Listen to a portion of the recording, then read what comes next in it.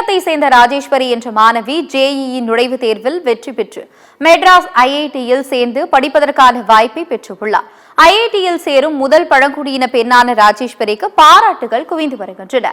இந்நிலையில் இஸ்ரோவுக்கு சென்று இந்தியாவுக்கும் தமிழ்நாட்டுக்கும் பெருமை சேர்க்கும் வகையில் பணி செய்ய வேண்டும் என பழங்குடியின மாணவி விருப்பம் தெரிவித்துள்ளார்.